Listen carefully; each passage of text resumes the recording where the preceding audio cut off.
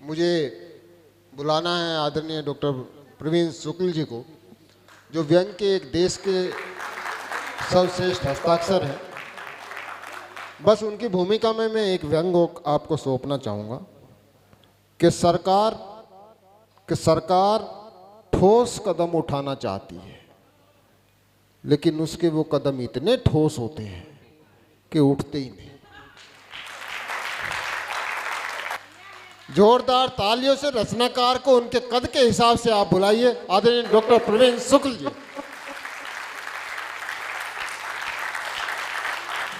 और मैं अनुज जी को भी बहुत बधाई देता हूँ।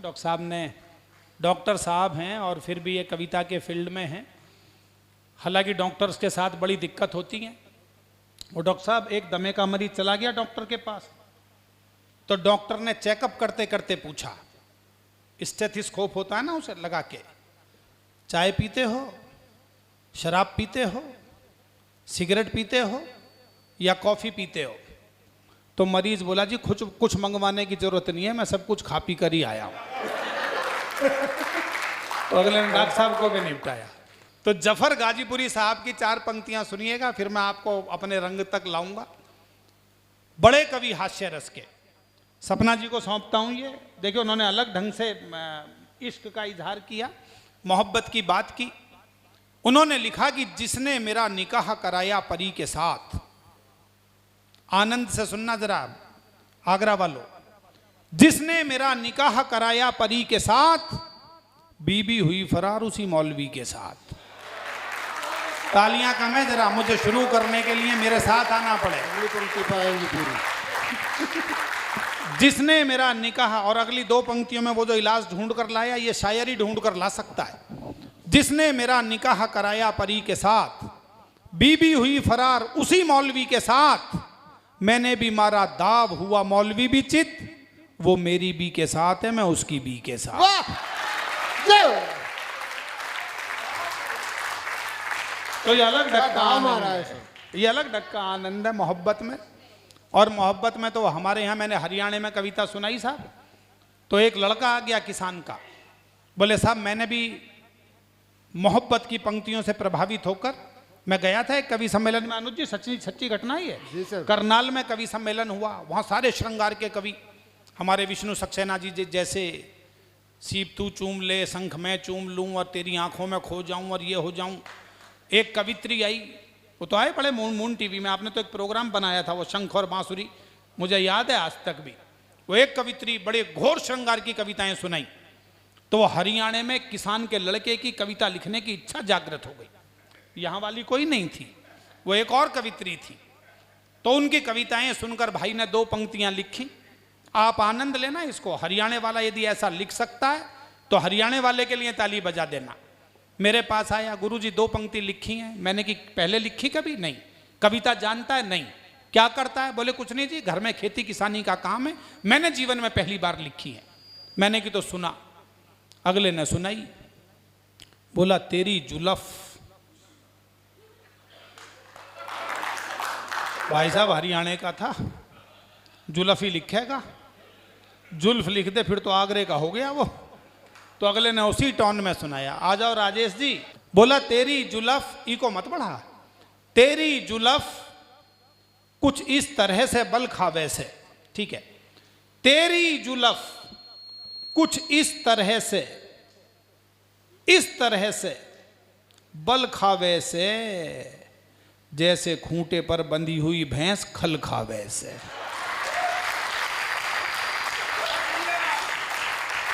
वाह! मैं तो बहुत सारी शुभकामनाएं देता हूं अनुज भाई को।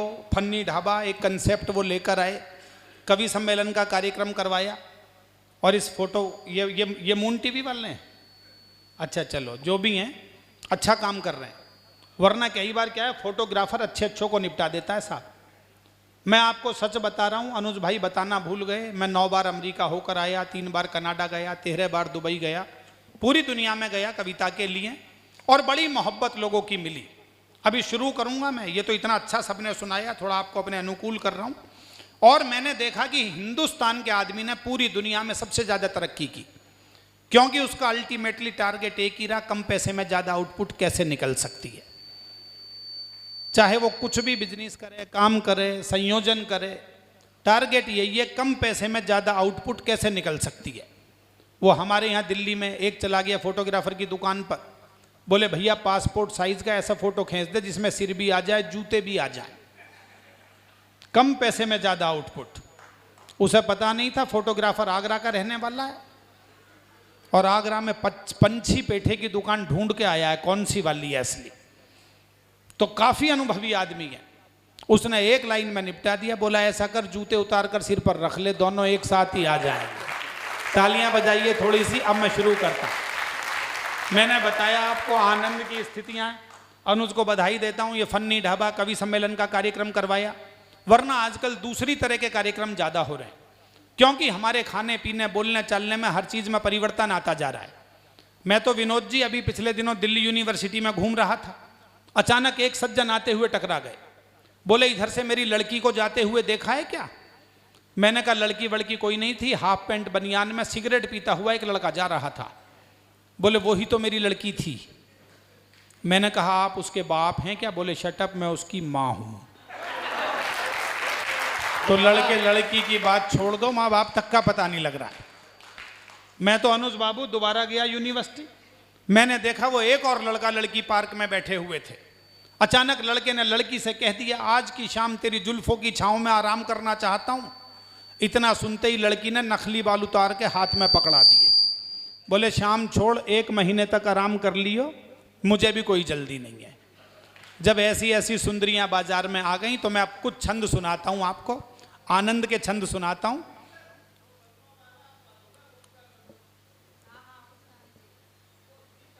अच्छा, वो भी कर दूंगा। देखिए मेरी रचनाएं सब याद हैं भाइयों को, सुना दूंगा वो भी। लेकिन मैं आपको बता रहा हूं, एक ऐसी सुंदरी, उसने विचित्र वेशभूषा बना रखी है, उसे समाज के अलग अलग लोगों ने देखा, तो देखिए उन्हें वो कैसी लगी। शुद्ध हास्य रस के छंद सुनाता हूं। मैं अनेक बार आगरा आया हूं, लेकिन सूर सदन के उन प्रोग्रामों में भी आया हूं जहां आगे से पीछे तक हॉल में एक भी सीट खाली नहीं होती है बैठने की। लेकिन आज फन्नी ढाबा के इस कार्यक्रम में आकर जिस अपनेपन का, जिस मोहब्बत का एहसास हुआ है, उसके लिए मैं आपको प्रणाम करता हूं। एक बार मिलकर सब तालियां बजा दीजिएगा। मैं एक छंद के साथ बात शुरू करता हूं, सुनिएगा। और मैं इस इंतजार में था कि सुदीप आए तो मैं शुरू करूं। एक सुंदरी विचित्र वेशभूषा बना रखी है, समाज के अलग अलग लोगों ने देखा, देखिए उन्हें कैसी लगी। ओ फोटोग्राफर ने एक आंख मीच कर कहा जी से खींचता रहूं वो पोज लगती हो तुम। थोड़ी देर मेरे साथ रहिएगा आगरा वालों।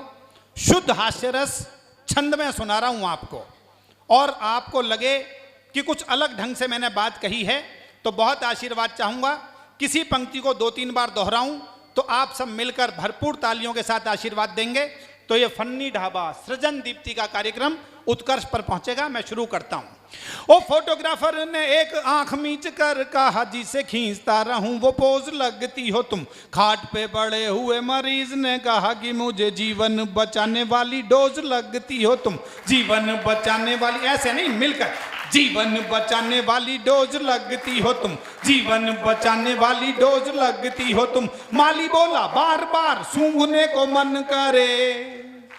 ओ माली बोला बार बार सूंघने को मन करे, नया नया खिला रेड रोज लगती हो तुम। और अगली पंक्ति सुदीप को सौंपता हूं। इसकी मस्ती के नाम क्या आउच क्या क्या इसने करवाया है आपसे, आपको लगे सही जगह समर्पित की है, तो पंक्ति और कविता दोनों के सम्मान में, सुदीप के सम्मान में मिलकर आशीर्वाद दीजिएगा। ओ माली बोला बार बार सूंघने को मन करे, नया नया खिला रेड रोज लगती हो तुम। लार टपकाते हुए भोला जी ये कहने लगे, भूखा 4 दिन से हूँ भोज लगती हो तुम। भूखा 4 दिन से हूँ भोज लगती हो तुम। भूखा 4 दिन से हूँ भोज लगती हो तुम। भूखा 4 दिन से हूँ भोज लगती हो तुम। शायर ने कहा क्यों ना तुम पे गजल कहूँ। ये 3 कवि मित्र मेरे समीक्षा भी करते जा रहे हैं, ये हम बाद में कर लेंगे, आपस में मिलकर कर लेंगे, किसने खराब सुनाया किसने अच्छा सुनाया। फिलहाल आप आनंद लीजिएगा। ओ शायर ने कहा क्यों ना तुम पे गजल कहूं। शायरी का मुझको शबाब लगती हो तुम। जिसे देखकर मन मांसाहारी होने लगे। शाकाहारियों को वो कबाब लगती हो तुम, शाकाहारियों को वो कबाब लगती हो तुम, जिन सूफियों ने एक बूंद कभी चखी नहीं, और जिन सूफियों ने एक बूंद कभी चखी नहीं, ललचाती उनको शराब लगती हो तुम। और खंडारी विश्वविद्यालय में हूं, अगली पंक्ति आपको लगे मेरे कहने का सलीका आपको अच्छा लगाए तो मोहब्बत दीजिएगा। राजेश जी, और जिन सूफियों ने एक बूंद कभी चखी नहीं, ललचाती उनको शराब लगती हो तुम। बीए में जो बार बार फेल हो रहा था, बोला सारे ही सवालों का जवाब लगती हो तुम, सारे ही सवालों का जवाब लगती हो तुम, सारे ही सवालों का जवाब लगती हो तुम, सारे ही सवालों का जवाब लग। सुंदरी घूमती घूमती संसद भवन के पास पहुंच गई। उसे अलग अलग राजनेताओं ने देखा, तो देखिए उन्हें वो कैसी लगी। शुद्ध राजनीति में से मैंने हास्य निकाला है, और किसके लिए क्या महत्वपूर्ण है ये याद रखिएगा। मंच का भी आशीर्वाद चाहूंगा। ओ कांग्रेसी तुम्हें देख देख के पुकारते हैं, इंदिरा जी जैसी तस्वीर लगती हो तुम। कहा ये समाजवादियों ने पूरी आस्था से, लोहिया की नीति की लकीर लगती हो तुम। मैंने दोस्तों राजनीति में बड़े एक्सपेरिमेंट किए। पिछले दिनों मैंने एक प्रयोग किया। मैंने कल्पना की देश में एक साथ बहुत सारे नेताओं की गाड़ियां खराब हो गई। गाड़ियां खराब हुई, उन्होंने गैराज में ठीक करने के लिए भेज दी। बहुत सारी गाड़ियां एक साथ आईं, तो गैराज के मालिक ने यह सोचकर कि मैं कंफ्यूज ना हो जाऊं, प्रत्येक गाड़ी पर नेताजी का नाम लिख दिया। बाद में मैकेनिक ने गाड़ियों की खराबी चेक की, उसने नाम के नीचे गाड़ी की खराबी लिख दी। विशेष बात यह है दोस्तों, खराबी नेताजी की नहीं है, उनकी कार की है। लेकिन जब उनके नाम के साथ पढ़ी गई तो एक तीसरी बात पैदा हो गई। राजेश भैया अद्भुत प्रयोग है ये। इस तीसरी बात का आप मजा ले सकते हैं। ये वन लाइनर पोइट्री है, एक लाइन और बात खत्म हो जाएगी। सबसे पहली गाड़ी, उस पर लिखा हुआ था डॉक्टर मनमोहन सिंह। मैकेनिक ने नीचे लिख दिया मॉडल पुराना हो गया है, इंजन काम ही नहीं करता। देखो तालियों पे जीएसटी नहीं लगी है, हमारे अनुज जी ने बता दिया। जो चले गए अब उनके हिस्से की भी आपको बजानी है। और मुझे ये नहीं लगना चाहिए कि मैं 3 घंटे बाद थके हुए लोगों में सुना रहा।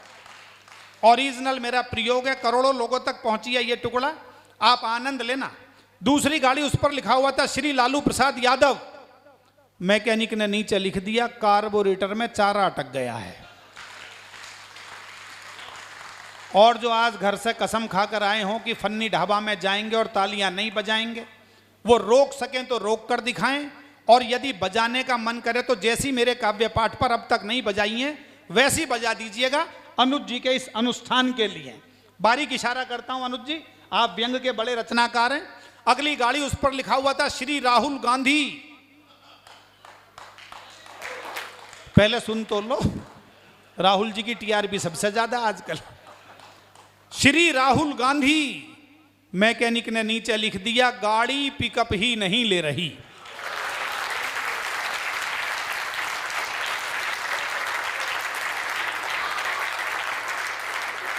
मैं दिल्ली से आया हूं, अनुज जी कहेंगे कि सबके बारे में बताया, दिल्ली वाले के बारे में नहीं बताया। वो भी ऊंचा कलाकार है साहब। अगली गाड़ी, उस पर लिखा हुआ था श्री अरविंद केजरीवाल।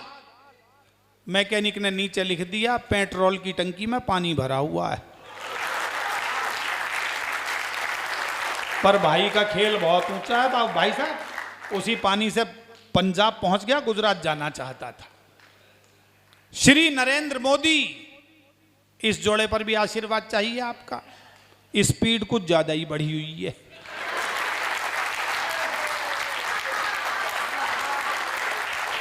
ऐसा प्रधानमंत्री भी पहली बार मिला है सौरभ बाबू, जो एक दिन में 3 देशों की यात्रा करके आता है। यही पसंद की टिप्पणी। और अंतिम जोड़ा सुनिए, जिसे जोड़ने के लिए सारी की सारी बात जोड़ी है, आपको आनंद आएगा।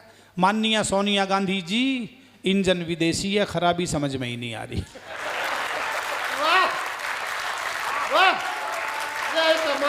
तो एक बार मिलकर बजा दो, मेरा भी मन रह जाएगा।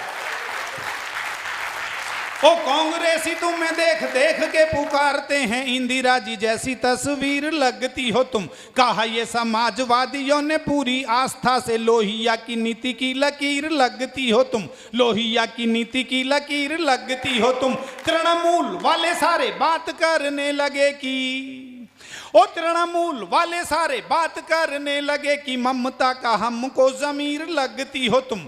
और अगली पंक्ति समझ जाओगे तो बहुत आशीर्वाद दोगे। मैं मंच का भी मन चाहूंगा और आप सबका। ओ तृणमूल वाले सारे बात करने लगे कि ममता का हमको जमीर लगती हो तुम। भाजपा वालों ने कहा तुम्हें नहीं छोड़ने के, क्योंकि हमको तो कश्मीर लगती हो तुम, क्योंकि हमको तो कश्मीर लगती हो तुम, क्योंकि हमको तो कश्मीर लगती हो तुम, क्योंकि हमको तो कश्मीर लग। अभी हमारे अनुज जी जिक्र कर रहे थे नई टेक्नोलॉजी का, नए जमाने का। सुदीप ने अभी जिक्र किया नया जमाना तो साहब सब कुछ बदलाव ला रहा है। मेरे यहाँ दिल्ली में एक लड़की ने कहा पिताजी एक लड़के से मोहब्बत हो गई है, शादी करना चाहती है। तो पिताजी ने कहा बेटा कर ले, परेशानी क्या है। पिताजी न्यूयॉर्क में रहता है। तो पिताजी ने कहा बेटा तुझे कहाँ मिला। तो बोली पिताजी वो व्हाट्सएप पे मुलाकात हुई, फेसबुक पे बात हुई, इंस्टाग्राम पे प्यार हो गया। पिताजी आगरा के रहने वाले समझदार व्यापारी थे, उन्होंने उसी भाषा में निपटा दिया मामले को। बेटा ऐसा कर टेलीग्राम पर सगाई कर ले, ट्विटर पर शादी कर ले, फ्लिपकार्ट से बच्चे मंगा ले, गूगल से डाउनलोड कर ले, और समर्थन अब चाहूंगा आपका। बोले और उसके बाद भी पति पसंद नहीं आए तो साले को OLX पर बेच देना।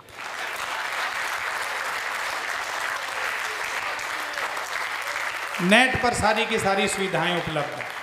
3 मुक्तक सुनिएगा। अनुज बाबू आज तक कहीं नहीं सुनाए, आज पहली बार आपके इस समारोह में सुना रहा हूं। दिल्ली में मेरे एक मित्र राजनीति में बोले मैं राजनीति में आऊंगा और चुनाव लड़ूंगा, MLA का चुनाव लड़ूंगा। मैंने कहा भैया तेरे पास 10-20 करोड़ रुपए हैं। बोले नहीं है। तो मैंने कहा लोगों से तेरे संपर्क हैं। बोले वो भी नहीं है। मैंने कहा अफसरों से जान पहचान है। बोले वो भी नहीं है। चुनाव लड़ूंगा। तो उन्होंने कहा फिर लड़ ले। मैंने कहा लड़ ले, पर तू कहां पहुंचेगा मैं तुझे जगह बताता हूं। सुनिएगा, एक मुक्तक सुनाता हूं। 10-20 लोग नहीं तेरे पीछे ये सारा संसार पड़ेगा। जीवन में पहली बार सुना रहा हूं, आगरा इतनी बार आया हूं, पहली बार सुना रहा हूं तो आपका अतिरिक्त ध्यान चाहिए। ओ 10-20 लोग नहीं तेरे पीछे ये सारा संसार पड़ेगा। 10 थोड़ा ऊर्जा दीजिए। 10-20 लोग नहीं तेरे पीछे ये सारा संसार पड़ेगा। इससे पीछा छुड़ाएगा कब तक ये पीछे बार बार पड़ेगा। इससे पीछा छुड़ाएगा कब तक ये पीछे बार बार पड़ेगा। यदि पास नहीं कुछ भी तुम्हारे तो बात मेरी याद रखना। आप सब सहमत होंगे अगली पंक्ति पर। यदि कुछ भी नहीं है और राजनीति में आना चाहता है, और यदि पास नहीं कुछ भी तुम्हारे तो बात मेरी याद रखना। राजनीति के चक्कर में तुझको तो जाना हरिद्वार पड़ेगा। राजनीति के चक्कर में तुझको तो जाना हरिद्वार पड़ेगा। राजनीति के चक्कर में तुझको तो जाना हरिद्वार पड़ेगा। एक मुक्तक और सुनिएगा, बिल्कुल ताजा है अनुज, और मंच का आशीर्वाद चाहूंगा सुदीप का विशेष रूप से। योगी बाबा ये बोले सदा ही मां भारती के गीत गाऊंगा।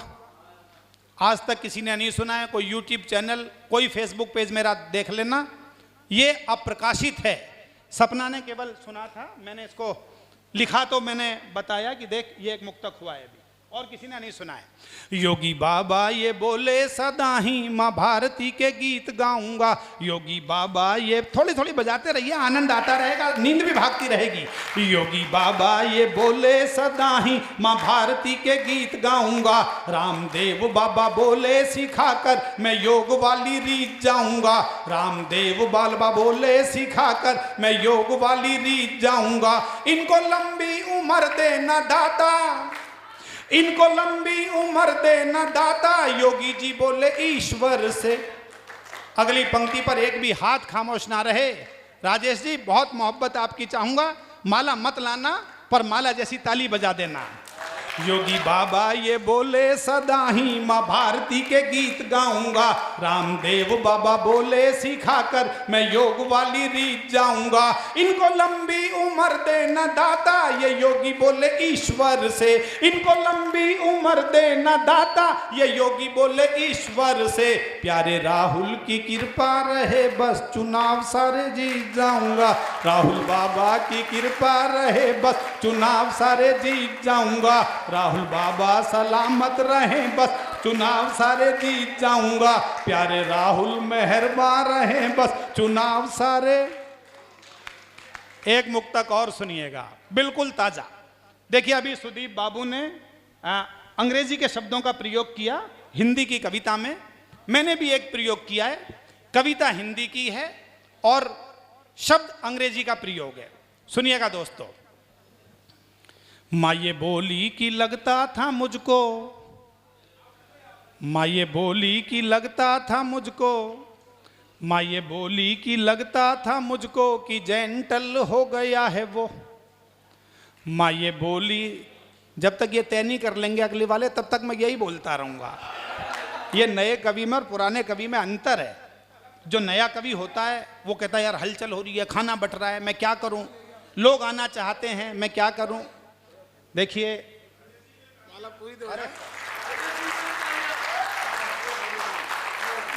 जी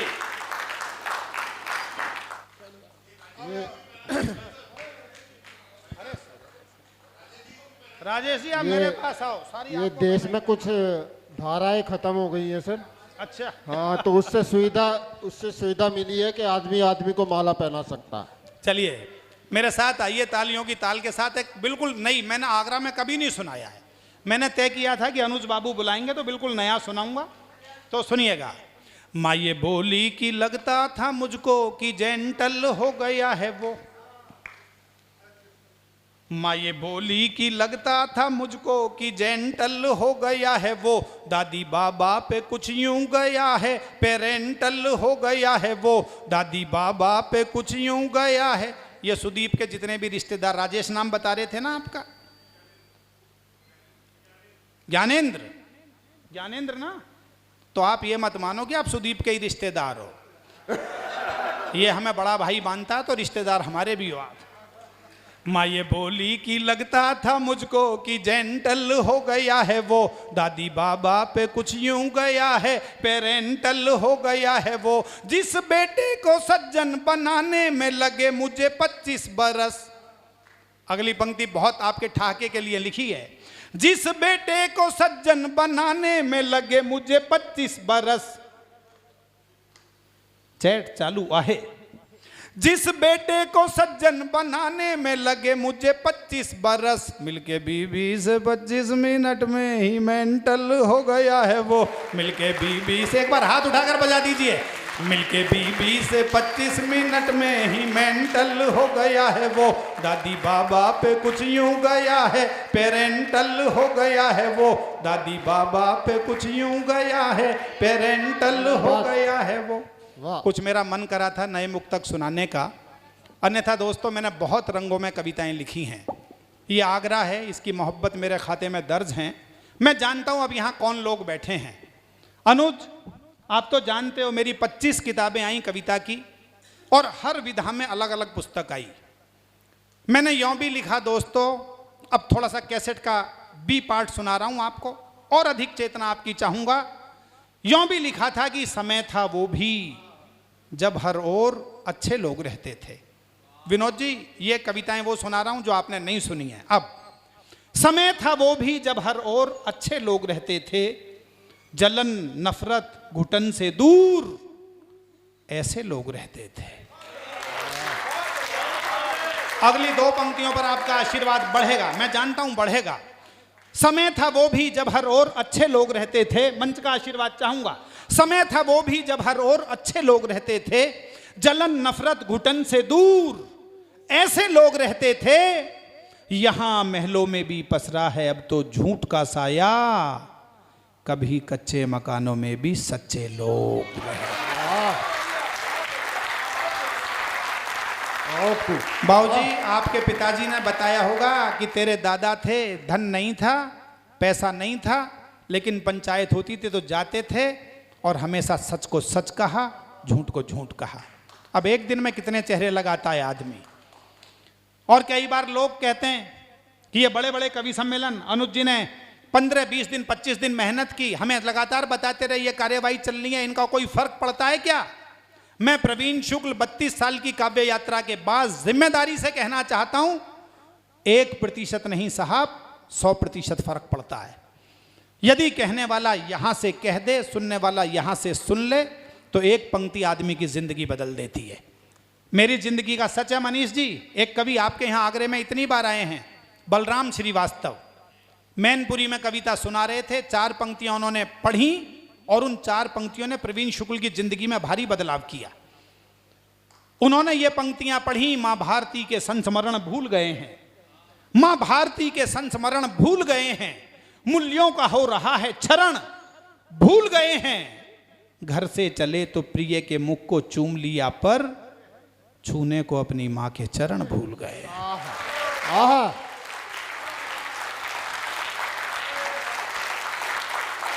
ये सच है मेरी जिंदगी का। आप मेरे नजदीक आकर देखिए, मैं कविता कहता नहीं हूं, मैं जीता हूं। मेरे रोंगटे खड़े होंगे, ये खड़े नहीं हो सकते बिना एहसास के। ये पंक्ति मैंने मैनपुरी में सुनी थी बलराम श्रीवास्तव के मुंह से, तो मैंने सोचा कि प्रवीण शुक्ल तू क्या करता है।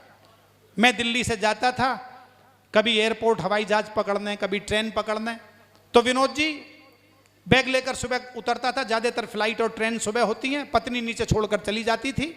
लेकिन इन पंक्तियों को सुनने के बाद मैंने जीवन में भारी बदलाव किया कि चाहे माँ और पिता के कमरे को ठक ठक करके एक बार धीरे से बोलकर आऊं कि मैं आगरा जा रहा हूं कवि सम्मेलन में, 2 दिन बाहर लौट कर आऊँगा, लेकिन बोलकर जरूर आऊँगा, क्योंकि ये उनकी नींद में खलल नहीं है।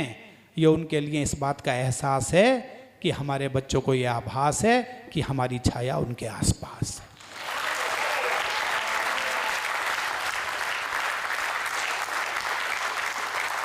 यही कविता की ताकत है। एक पंक्ति यदि एक कवि के जीवन में बदलाव ला सकती है, तो आपके जीवन में क्यों नहीं ला सकती। एक मुक्तक सुनिएगा, 4 पंक्तियां मेरी, मैंने नहीं सुनाई आज तक आगरा में, फन्नी ढाबा में, आज अचानक मन पड़ गया, इसे जीवन में उतार लें तो मुझे नहीं पता कि कल से, परसों से, 20 साल बाद देश अच्छा होगा, समाज अच्छा होगा, लेकिन मैं कहता हूं आपके आसपास का वातावरण आज से अच्छा होगा। 4 पंक्तियां निवेदित करता हूं, मंच पर मेरे एक भी मित्र ने नहीं सुनी। जहां में घूमते हैं आदमी के अनगिनत साए, जहां में घूमते हैं आदमी के अनगिनत साए, कोई खुशियों में भी रोता, कोई गम में भी मुस्काए, रहें दुनिया की खातिर आंख में मेरी सदा आंसू, मेरे कारण किसी की आंख में आंसू नहीं आए।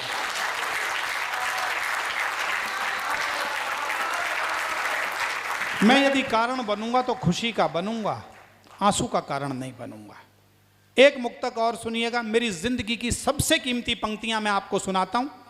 और मेरे बड़े भाई को, अनुज जी पता नहीं मुझे उम्र में मुझसे बड़े हैं या छोटे हैं, कम से कम 10 साल छोटे तो लगते ही हैं, लेकिन 4 पंक्तियां सुनिएगा दोस्तों। 187 मुक्तक मैंने एक पुस्तक में लिखे, लेकिन मुझसे कोई कहे सबसे कीमती क्या है, तो सबसे कीमती मुक्तक सुनिएगा। मेरी बेटी MBBS की पढ़ाई पढ़ती है, कई बार परेशान हो जाती है किसी बात को लेकर, तो मैं पूछता हूं उससे, बेटा कोई दबाव है? वो कहती है दबाव तो है, लेकिन दबाव नहीं है क्योंकि आपकी पंक्ति मुझे याद है। बेटी बाप को उसकी 4 पंक्ति सुना देती है। और मैंने Graphic Era deemed university, Sudeep Bhola गए हैं वहां, हम दोनों भाई गए हैं देहरादून में, वहां ये पंक्तियां सुनाई थी। आगरा वालों, झूठ नहीं बोलता हूं मैं, तालियों के लिए जीवन में झूठ नहीं बोलूंगा। ईश्वर ने इतनी मुझे हिम्मत, साहस और इतना मजबूत किया हुआ है। लेकिन ये सच है कि मैंने ये मुक्तक वहां सुनाया तो कमल घनश्याला कुलपति हैं उस यूनिवर्सिटी के, उन्होंने कहा प्रवीण मुझे व्हाट्सएप कर दो ये पंक्तियां, 200 बोर्ड मुझे लगाने, ताकि हर बच्चा इन्हें याद कर ले। किसी बच्चे को नहीं चाहता कि वो डिप्रेशन में आए। 4 पंक्तियां सुनिएगा, मैं निवेदित करता हूं। और ये प्यारा ईशान हमारा आने वाले समय में कामयाब हो, इसको आशीर्वाद देते हुए सुनाता हूं। जाने कितने अनुभवों का है यही बस सार अंतिम। बहुत आशीर्वाद चाहिए दोस्तों आपका। मैंने कहा कि मैंने अपनी वो कैसेट लगाई है जो आगरा में आज तक नहीं लगाई। जाने कितने अनुभवों का है यही, जितने महनीय लोग बैठे हैं, जाने कितने अनुभवों का है यही बस सार अंतिम, तोड़ना मत मन के रिश्तों का कोई भी तार अंतिम।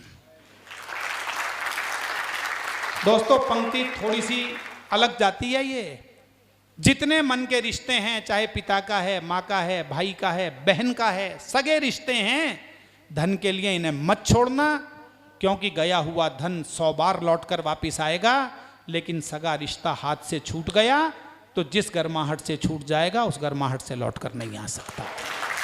आ जाएगा लेकिन वो गर्माहट खत्म हो जाएगी। इसलिए निवेदन करता हूं, जो लोग मेरी निजी जिंदगी जानते हैं वो जानते हैं कि प्रवीण शुक्ल ने इन पंक्तियों को जिया भी है। जाने कितने अनुभवों का है यही बस सार अंतिम, तोड़ना मत मन के रिश्तों का कभी भी तार अंतिम, जिंदगी की उलझनों से जूझ के जाना। ये मैंने पूरे सदन का आशीर्वाद मिले जो मेरी बेटी मुझे सुनाती है। जाने कितने अनुभवों का है यही बस सार अंतिम, तोड़ना मत मन के रिश्तों का कभी भी तार अंतिम, जिंदगी की उलझनों से जूझ के जाना ये मैंने, ना कोई भी जीत अंतिम, ना कोई भी हार अंतिम, ना कोई भी जीत अंतिम, ना कोई भी हार अंतिम, ना कोई भी जीत अंतिम, ना कोई भी हार अंतिम। कविता सुनने के मूड में हैं आप? कविता सुनना चाहते हैं ना? तालियां बजाइए। एक और बहुत अच्छी कविता आपको सुनाता हूं मैं। हाँ वो भी सुना दो। सुदीप एक अलग रचना के लिए कह रहे हैं। थोड़ी देर मैंने बताया आपको कि एक रचना विशेष सुन लीजिए। 1.5 मिनट की एक कविता है। हाँ वही सुना रहा हूँ। ये सपना जान गई मैं क्या सुनाने जा रहा हूँ, क्योंकि मैं ईशान ये जानता हूँ कौन लोग बैठे हैं। मैंने व्यंग में PhD की, 25 किताबें लिखी, तालियां भी खूब बजवाते हैं, वो भी बजवाई, तमाशा एक हम कर लेते हैं। लेकिन एक कविता सुनिएगा, केवल 1.5 मिनट की कविता है। और अनुज बहुत ध्यान चाहूंगा आपका। कोयल का रंग होता है काला। इस कविता को कान से नहीं सुनना है, ध्यान से सुनना है। अच्छी लगे तो बहुत आशीर्वाद देना। प्रवीण शुक्ल आपको याद रहें या ना रहें, पर यह कविता याद रहेगी। सुनिएगा। कोयल का रंग होता है काला, लेकिन उसका स्वर होता है सबसे निराला। सूरज भाई कहां बैठे हैं हमारे? सूरज भाई, कोयल का रंग होता है काला। मीडिया के लिए बड़ा काम आप करते हैं और कई बार तलाश करते हैं कुछ अच्छी कविताएं कहीं मिल जाएं। मैं निवेदित कर रहा हूं, कोयल का रंग होता है काला, लेकिन उसका स्वर होता है सबसे निराला। सहम जाना जरा सी आहट पर होता है हिरन का स्वभाव, लेकिन नहीं होता उसकी गति का कोई भी जवाब। अगली 2 पंक्तियों पर तालियां चाहिए आपकी। लेकिन नहीं होता उसकी गति का कोई भी जवाब। एक बात समझनी पड़ेगी गौर से, बेशक पैर कुरूप हैं, लेकिन नाचना तो सीखना ही पड़ेगा मोर। आशीर्वाद दीजिए तो भरपूर दीजिए।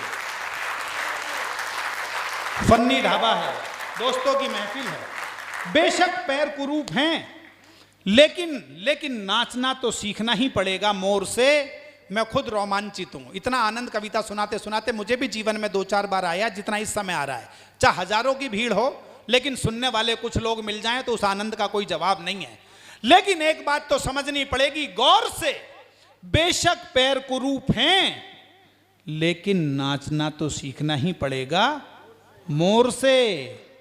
नहीं होता किसी बया के पास किसी गिद्ध से लड़ने का हौसला, लेकिन कभी नहीं बना सकता कोई गिद्ध बया जैसा महीन घोंसला।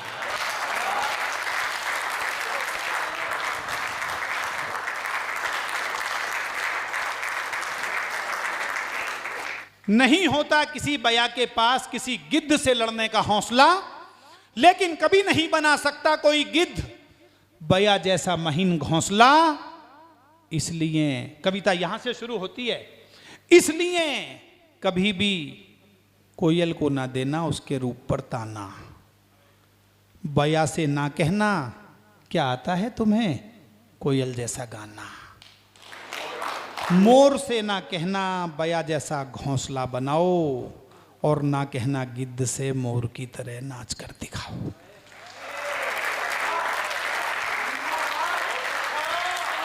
तालियां बजानी है तो मिलकर एक बार बजा दीजिए। इस कविता पर आज तक कहीं इतनी तालियां नहीं बजी, और मैं सुनाता भी नहीं हूं हर जगह। इस पर ऐसी तालियां और नहीं सुनाता।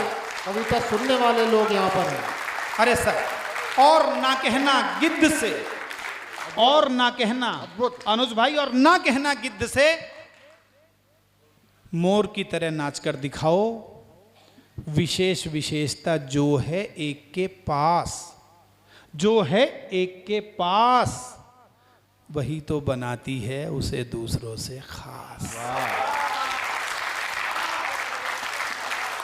वही तो बनाती है उसे दूसरों से खास, जिस गुण के कारण मिली उसे पहचान। यदि वही गुण खो जाएगा तो इस बदलाव में उसके शरीर का हो या ना हो, लेकिन उसकी आत्मा का नाश अवश्य हो जाएगा। और दो पंक्तियां सुनिएगा, अंतिम पंक्तियां हैं कविता की।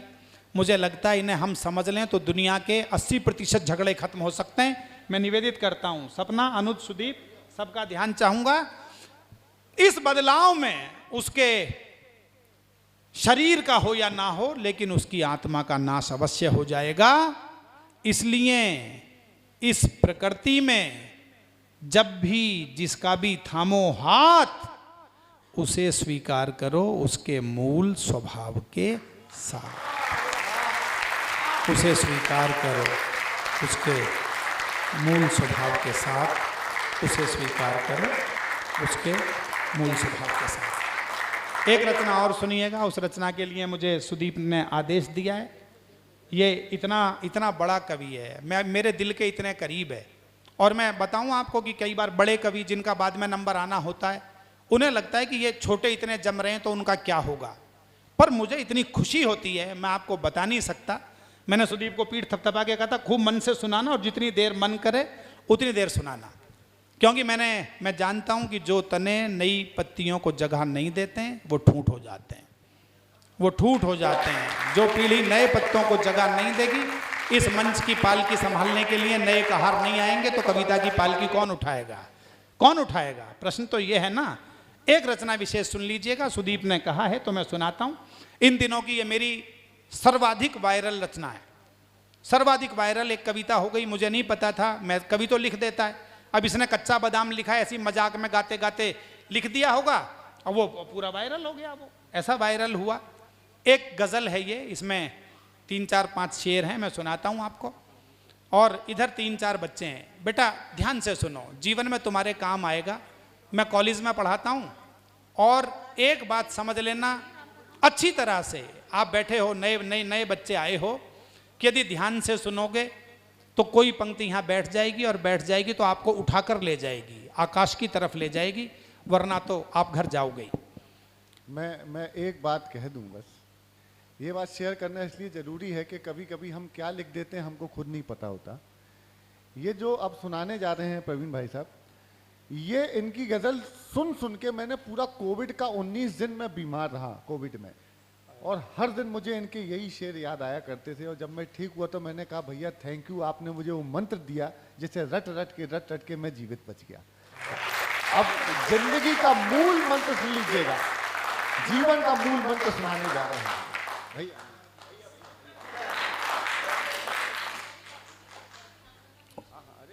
चलिए कोई नहीं, मैं सुनाता हूँ। ये मैंने पंक्ति कही थी तो किसी ने मुरारी बापू को सुनाई, बापू ने कोट की, अमिताभ बच्चन साहब ने ट्वीट की अपने ट्विटर पर, आशुतोष राणा बहुत जगह मोटिवेशनल लेक्चर में सुनाते हैं।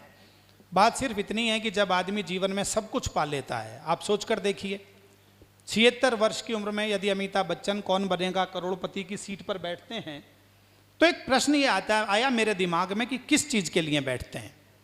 किसी दौलत के लिए? नहीं। आज मुकेश अंबानी काम करते हैं तो क्या दौलत के लिए? नहीं, दौलत का भी पैमाना टूट जाता है दोस्तों। किसी शोहरत के लिए तो एक लिमिट के बाद वो शोहरत का भी पैमाना टूट जाता है, लेकिन एक पैमाना है जो कभी नहीं टूटता। वो क्या है? बस वो इस गज़ल का प्राण तत्व है और इसीलिए लोकप्रिय हो गई। मैं निवेदन कर रहा हूं, अच्छा लगे तो बहुत आशीर्वाद के साथ सुनिएगा। और सुदीप को सौंपता हूं भैया। जिसने आदेश दिया है। भैया कैसे कह दूं कि थक गया हूं मैं। आए हाय, आए हाय। ये पंक्ति बहुत चारों तरफ से घूम के लोगों तक पहुंची है, कभी किसी रूप में, कभी किसी रूप में, कभी किसी रूप में। और मुझे एक ने 5 पोस्टर भेजे अलग अलग, कि मोदी जी के पोस्टर के साथ भी है, राहुल गांधी के लिए भी कोई एंकर पढ़ रही थी, केजरीवाल के लोग भी लगा रहे हैं इसे। मैं आपके दिलों पर छाप रहा हूं बस। भैया कैसे कह दूं कि थक गया हूं मैं। कैसे कह दूं ईशान, कैसे कह दूं कि थक गया हूं मैं, जाने किस किस का हौसला हूं।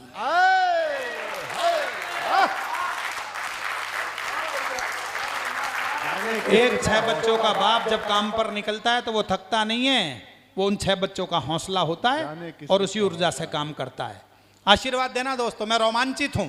कैसे कह दूं कि थक गया हूं मैं, जाने किस किस का, जाने किस किस का हौसला, जाने किस किस का हौसला हूं मैं।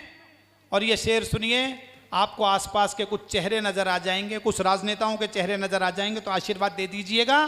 दाग खुद के छिपाए फिरता है, दाग खुद के छिपाए फिरता है, और कहता है आईना हूं मैं।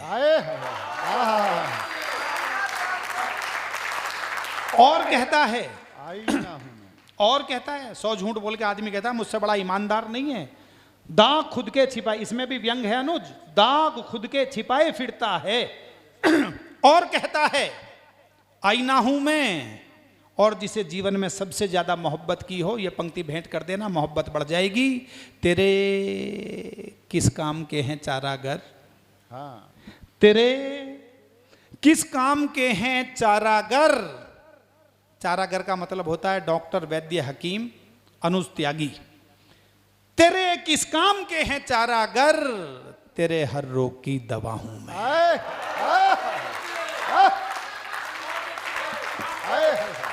तेरे हर रोग की दवा हूं मैं। हाय उस बेवफा का ये कहना, हाय उस बेवफा का ये कहना, बावफा सिर्फ बावफा हूं मैं। बावफा सिर्फ बावफा हूं मैं। और ये पंक्ति मैं सुदीप को सौंपता हूं, अनुज भाई को सौंपता हूं, और इसके काफिये पर आपकी तालियां उठेंगी। बावफा सिर्फ बावफा हूं मैं, मुझसे गम दूर दूर रहते हैं। क्या बात है। मुझसे गम दूर दूर दूर दूर रहते हैं, जानते हैं कि कह कहा हूं मैं।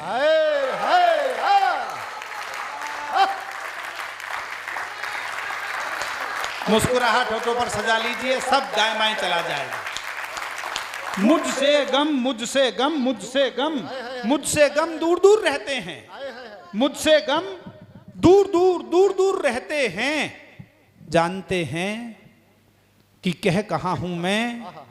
और ये शेर सुन लीजिए, मेरी आत्मा से निकलकर शब्दों के रूप में बदला है। आपकी तरफ इशारा कर दूं तो व्यक्ति के लिए हो जाएगा, ऊपर इशारा कर दूं ईश्वर के लिए हो जाएगा, और मोहब्बत, इबादत सब इसमें शामिल है। मैं निवेदित करता हूं, कैसे कह दूं कि थक गया हूं मैं, जाने किस किस का, जाने किस किस का। मेरे गुरुजी ने मेरा माथा चूम लिया था कि प्रवीण शेर हो गया। जाने किस किस का, जाने किस किस का, मुझे कुंवर बेचैन याद आ रहे हैं। जाने किस किस का हौसला हूं मैं, तू मेरी रूह में समाया है। तू मेरी रूह में समाया है, सबसे कह दे तेरा पता हूं मैं। आप ऊपर उंगली उठा दीजिए ईश्वर के लिए, राजेश जी। तू मेरी रूह में समाया है, तू मेरी रूह में समाया है, तू मेरी रूह में समाया है, सबसे कह दे, सबसे कह दे, सबसे कह दे, सबसे कह दे तेरा पता हूं मैं। तुझको मंजिल मुझी से मिलनी है, तेरी मंजिल का रास्ता हूं मैं। कैसे कह दूं कि थक गया हूं, जाने किस किस का। चलिए आज की अंतिम कविता सुना देता हूं आपको, और उसके बाद आनंद के साथ प्रस्थान करेंगे। मैं अपने जीवन की सर्वश्रेष्ठ कविता आपको सुनाकर काव्य पाठ का विराम करता हूं। अब तक सर्वश्रेष्ठ नहीं सुनाई, आप कहेंगे फिर ये सुना क्या रहा था, अभी तक भी सर्वश्रेष्ठ नहीं आई, तो वो कब आएगी? अब आएगी। दोस्तों, मैंने अब से 26 वर्ष पहले एक कविता लिखी थी, 26, अभी 52 साल में प्रवेश कर गया हूं। लोग नहीं मानते कि 52 का हो गया हूं, पर हो गया हूं। 26 साल पहले लिखी, तो इतना तो गणित जानते हैं, 26 वर्ष की उम्र में लिखी। सुनिएगा, और मैं चाहूंगा कि जैसा सुदीप ने भी कहा कि मैं आज बहुत मन से सुनाऊंगा इस कविता को, आप मन से सुन लेंगे तो मैं भी बहुत मन से सुना दूंगा। मैंने आगरा में केवल एक बार, 32 साल में एक बार पढ़ी, सूर सदन में। तब वो हमारे कठेरिया जी ने वो कार्यक्रम कराया था, रमाशंकर कठेरिया जी ने, और उन्होंने ये कहा था कि ये कविता जरूर सुनानी है।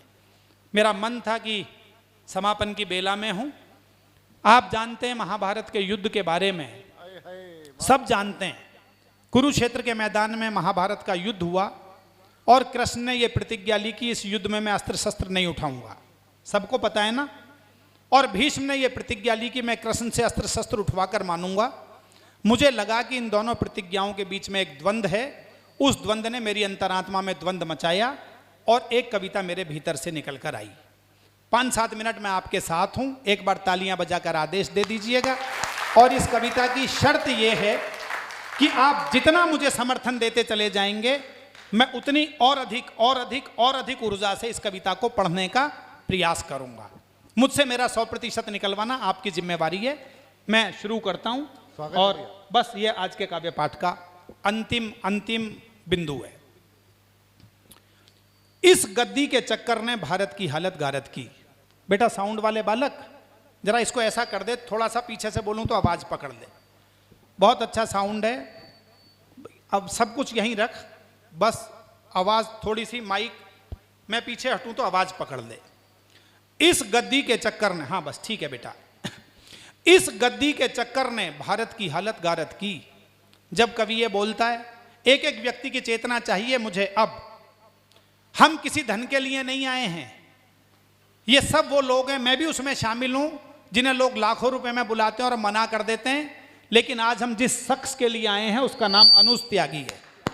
अनुज ने कहा कि भैया मैं आपको परिवार के लोगों के बीच में परिवार के रूप में आमंत्रित कर रहा हूं, एक बार जरा आकर देखो कि हमारा परिवार कैसा है। जब उसने कहा कि हमारा परिवार कैसा है, तो मैंने अनुज को कहा कि अनुज ये तुम्हारा परिवार नहीं है, ये तो हमारा भी परिवार है। हमें भी पता लगना चाहिए कि फन्नी ढाबा का हमारा परिवार कैसा है।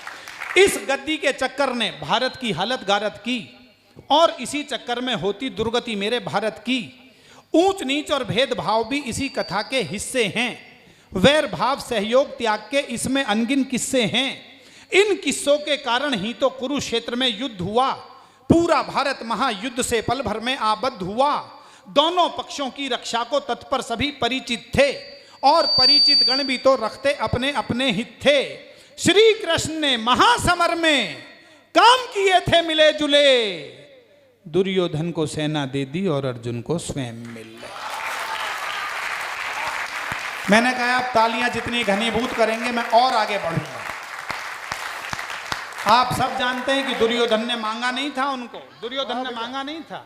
उन्होंने कहा कि जो सामने बैठा है पहले वो मुझे दिखाई दिया, जो सिरहाने बैठा है वो बाद में मांगेगा। निवेदित करता हूं, दुर्योधन को सेना दे दी और अर्जुन को स्वयं मिले। चतुरंगणी सेना को पाकर दुर्योधन मन में खुश था, लेकिन अर्जुन के मन में भी कहीं नहीं किंचित दुख था। कहा कृष्ण ने महासमर में, बेटा एक जगह छोड़ दे बस, कहा कृष्ण ने महासमर में ना शस्त्रों को धारूंगा, मात्र सारथी बनकर अर्जुन को रणक्षेत्र उतारूंगा। अर्जुन को नादान समझ दुर्योधन मन में फूल गया, माधव की मायावी माया को बिल्कुल ही भूल गया।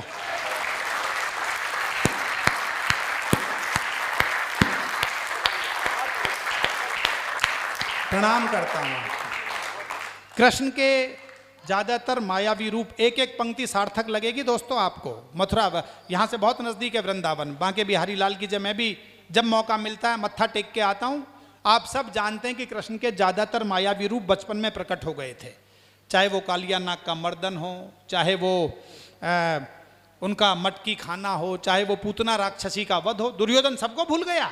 अर्जुन को नादान समझ दुर्योधन मन में फूल गया, माधव की मायावी माया को बिल्कुल ही भूल गया। भीष्म पिता ने भी माधव की प्रतिज्ञा के वचन सुने, वचनों को सुनकर मन ही मन जाने क्या क्या भाव गुने। वो भीष्म पिता जो तन मन से कौरव सेना को अर्पित थे, वो भीष्म पिता जो राजा की गद्दी को सदा समर्पित थे, वो भीष्म पिता जो दुर्योधन की सेना के सेनापति थे, वो भीष्म पिता जिनके सारे सर स्वयं काल की ही गति थे, वो भीष्म पिता जिनके अस्त्रों शस्त्रों पर लक्ष्य सुवंकित थे, वो भीष्म पिता जिनकी शक्ति से सभी देवता शंकित थे, वो भीष्म पिता जिनके शस्त्रों से अंबर तक फट जाता था, वो भीष्म पिता जिनकी इच्छा से गंगा जल हट जाता था।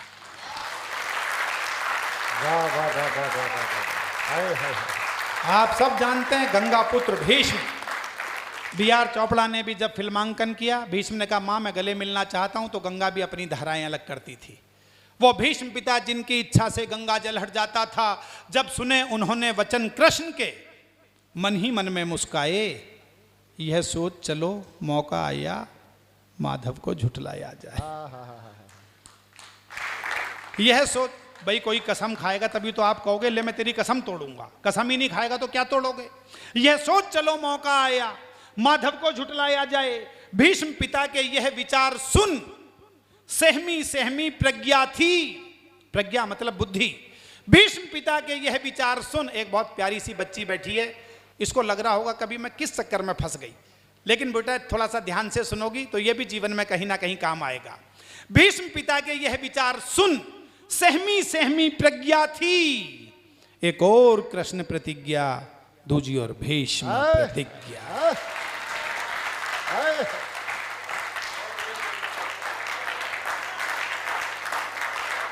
लोग कहते हैं कि कवि सम्मेलन के मंच से अच्छी कविताएं गायब हो गई। अच्छी कविताएं गायब नहीं हुई, अच्छे सुनने वाले गायब हो गए। साहब सुदीप इसी मंच से बेटियों का गीत सुनाता है, इसी मंच से किसान की कविता सुनाता है, सपना इसी मंच से बेटियों की रचनाएं सुनाती है, अनुज सुनाते हैं, सुनने वाले तो चाहिए।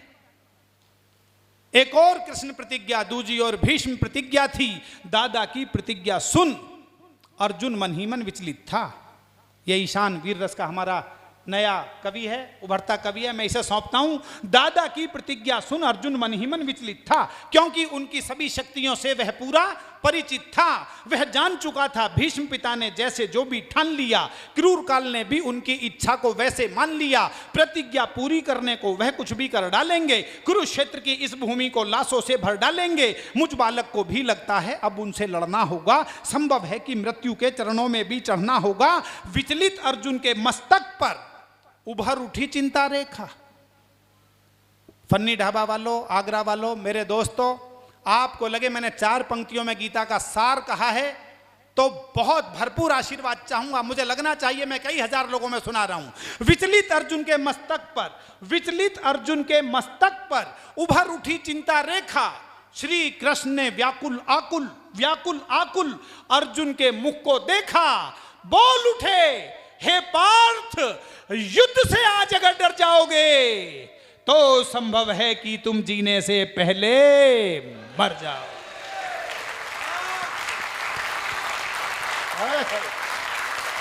भैया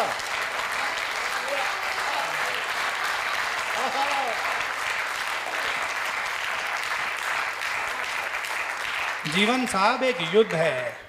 कोई भी क्षेत्रों में किसी क्षेत्र की बात नहीं कर रहा, कोई राजनीतिक की बात नहीं कर रहा, चाहे मोदी हो, चाहे अंबानी हो, चाहे बाबा रामदेव हो, चाहे हमारे हरिओम परमार हो, चाहे कोई भी सुदीप भोला हो, कोई भी जीवन में आगे बढ़ेगा। किसी भी क्षेत्र में, आपका व्यवसाय का क्षेत्र है तो हाथ पे हाथ रख के आगे नहीं बढ़ सकते। कृष्ण तो हजारों साल पहले कह गए कर्म योग से बड़ा कुछ भी नहीं है। और कई बार ये कहा जाता है, अनुज जी ये कवि, भैया आप कुछ मत खोलना, एक बोतल ले लो बस। कई बार ये कहा जाता है कवि बहुत जोर से बोल के ताली बजवाते हैं। मैं आगरा के खंडारी विश्वविद्यालय के इस सभागार में 2 पंक्ति बहुत धीमे पढ़ना चाहता हूँ, पढ़ूंगा और ये देखना चाहूंगा कि आप कितनी देर तक और कितनी दूर तक तालियां बजाएंगे। देखना अनुज बाबू। बोल उठे हे पार्थ, युद्ध से आज अगर डर जाओगे तो संभव है कि तुम जीने से पहले मर जाओगे। जीने मरने को लेकर यूं चिंता और सिहरना क्या, जब तक तेरे रथ पर मैं हूं तुझको जग से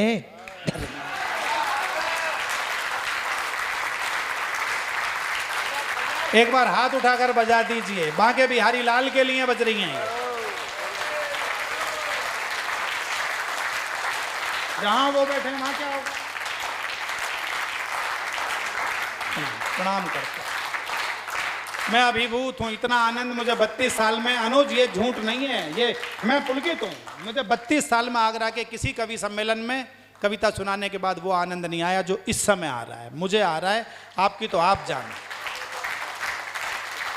जीने मरने को लेकर यूं चिंता और सिहरना क्या, जब तक तेरे रथ पर मैं हूं तुझको जग से डरना क्या। माधव की बातों से अर्जुन में शक्ति संचार हुआ, कांधे पर गांडीव सजाकर लड़ने को तैयार हुआ। महासमर में वीरों ने निज प्राणों की आहुति दी। पितामह ने अर्जुन को देखा, रथ की धीमी गति की, रथ को रोका और रोकते ही पहले ये काम किया। मैंने 15 दिन तक सोचा सर क्या हुआ होगा कुरुक्षेत्र के मैदान में जब तीनों लोग आमने सामने आए होंगे। तब 2 पंक्तियां मां सरस्वती ने मेरी झोली में डाली। अनुज भाई आपको सौंपता हूं, रथ को रोका और रोकते ही पहले ये काम किया। माधव को देखा, मुस्काए, झुककर उन्हें प्रणाम किया।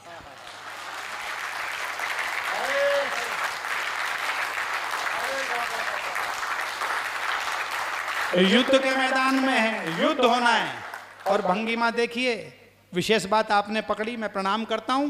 तीर किससे चलने? अर्जुन से। युद्ध तो अर्जुन से ही होना है, वो तो कसम खाए बैठे हैं। बांके बिहारी तो कसम खाए बैठे हैं, लेकिन भीष्म को पता युद्ध किसके साथ है, इसलिए उन्होंने अर्जुन को नहीं देखा। माधव को देखा, मुस्काए, झुककर उन्हें प्रणाम किया, अर्जुन को आशीष दिए, छलकी आंखों को मींच लिया और अगले ही क्षण तुणीर से भी बाणों को खींच लिया। चढ़ा धनुष पर बाण उन्होंने खींचा जब प्रत्यंचा को, बिजली कड़की सैनिक बोले डर करके भागो भागो। शस्त्रों की वर्षा से अंबर आतुर था फट जाने को, रत्नाकर में उठी हिलोरे नील गगन छुआने को। शैल शिखर तक ध्वनि तरंगों से टकरा कर गिरते थे, लगता था कि कुरुक्षेत्र पर काले बादल घिरते थे। पितामह के बाणों से पूरा भूमंडल डोल उठा, प्रत्येक वीर ही महासमर में हर हर बम बम बोल।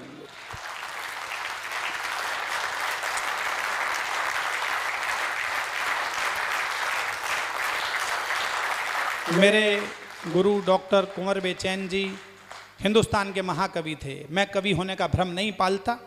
मेरे जीवन में बड़ी उपलब्धि यह है कि मैंने कुंवर बेचैन जी जैसे बड़े संत के चरणों में बैठकर शिक्षा प्राप्त की, उनके चरणों में बैठकर पीएचडी की। उनके आशीषों की छाया का कुछ कण शायद मुझ पर पड़ा, तो उसका परिणाम कुछ पंक्तियां हुई, वरना वो तो महाकवि थे, महादेव थे जहाँ भी हैं। उन जैसा मनुष्य होना, उन जैसा कवि होना शायद इस सदी में संभव ही नहीं है। पूरा मंच जानता है संभव ही नहीं है। उन्होंने कहा प्रवीण, युद्ध का वर्णन करना तो ध्वन्यात्मक शब्दों का प्रयोग करो। मैंने ध्वन्यात्मक शब्दों का प्रयोग किया और दोस्तों आपको लगे कि कुरुक्षेत्र के युद्ध के मैदान की ध्वनि मैंने यहाँ खंडारी में विश्वविद्यालय के इस जेपी सभागार में एक क्षण के 100वें हिस्से के लिए भी पैदा की, तो आपकी भरपूर तालियां चाहूंगा। कैसा युद्ध हुआ सुनिएगा, कैसा युद्ध हुआ। तलवारों के टकराने से ध्वनि गूंजती थी टन टन, तलवारों के टकराने से ध्वनि गूंजती थी टन टन। बाण हवा के सीने पर दस्तक देते थे, सनन सनन सनन सनन से और भयानक हो उठती थी मंद पवन। कवच और कुंडल वीरों के बज उठते थे, खनन खनन मस्तक पर अंकुश टकराने से गज करते थे गर्जन। घायल घोड़ों की चीखें भी गूंज रही थी हिनन हिनन। भाले चलते ऐसे जैसे बिजली चलती कड़क कड़क, काट रहे थे वीर समर में सिर को धड़ से भड़क भड़क। घनन घनन घनघोर घटा घिरती जाती थी छन छन में। बाण कमान कृपाण गदा से रक्त बहा था कण कण में। उद्यंड चंडनी चंडी माँ के चरणों में नरमुंड चढ़े, बजा रहे थे घनन घनन यमराज नगाड़े खड़े।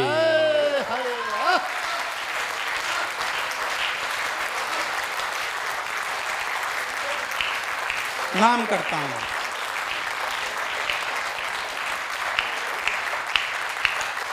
बजा रहे थे, जाना नहीं है अभी, थोड़ी सी बच रही है। बजा रहे थे घनन घनन यमराज नगाड़े खड़े खड़े।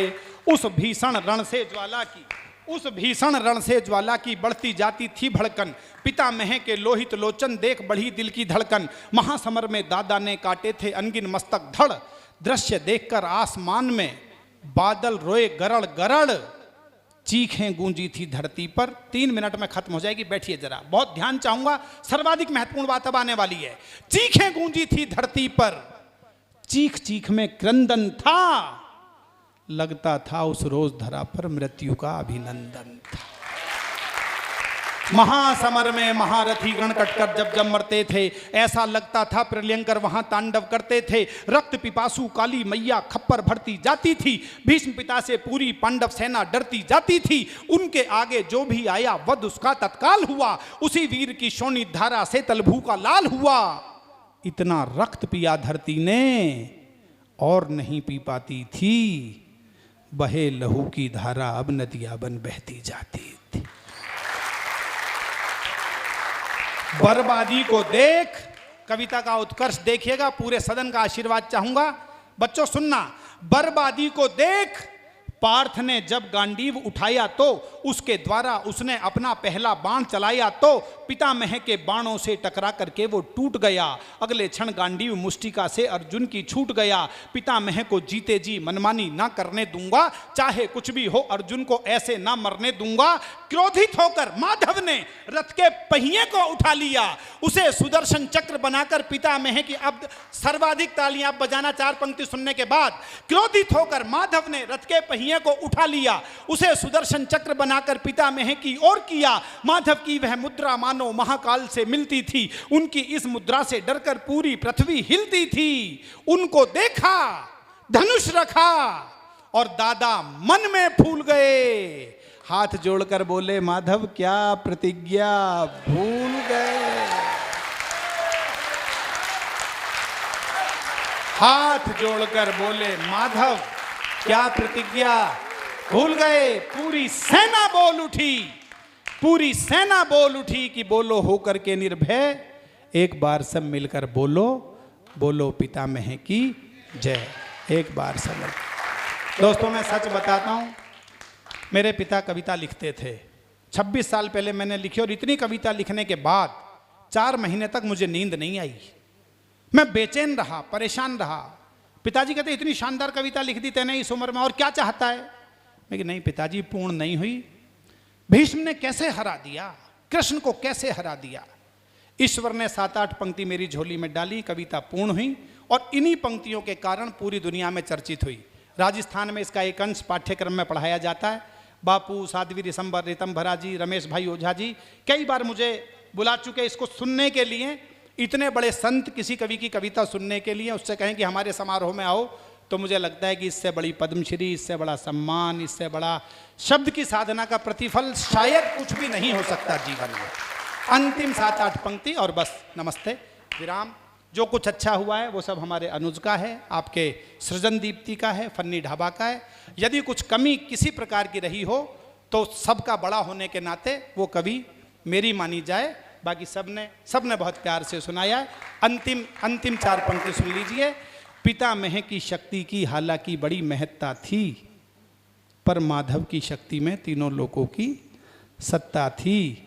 वह कान्हा जिनके पैदा होने पर माया छा जाती हो, सभी सैनिकों को पहरे पर ही निद्रा आ जाती हो, ताले बेड़ी और द्वार भी खुद ही खुद खुल जाते हों, सभी देवता गण जिनके चरणों पर पुष्प चढ़ाते हों, जिनके चरणों के वंदन को यमुना जल बढ़ आता हो, शेषनाग जिनकी रक्षा ही तपना फन फैलाता हो, दुष्ट कंस की काया का जो पल में ही मर्दन कर दें, नाग कालिया के फन पर भी ठुमक ठुमक नर्तन कर दें, जिनका चक्र सुदर्शन रवि की गाथा को खुद कहता हो, 3 लोक का बुद्धि और बल जिनके अंदर रहता हो, सरस सलिल सुंदर सरिताओं संग समन्वित सागर हो। अनुप्रास अलंकार तो सबने ही पढ़ा है, मैं व्याख्या नहीं करूंगा। सपना जी, ईशान, हमारी ये प्यारी बच्ची अपूर्वा, अनुज जी और सुदीप तो खुद छंद के बड़े लोग बैठे हैं। देखिए छंद भंग नहीं हुआ है और सारे शब्द एक ही वर्ण से शुरू हुए हैं। देखना अनुज, सरस सलिल सुंदर सरिताओं संग समन्वित सागर हो।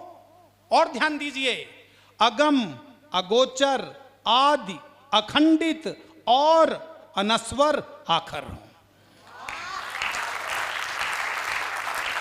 जिस परम पिता परमेश्वर की शक्ति का कोई अंत नहीं, जिनके आगे प्रश्न कभी भी कोई रहा ज्वलंत नहीं, उस परम पिता को पितामह ने आखिर कैसे डरा दिया।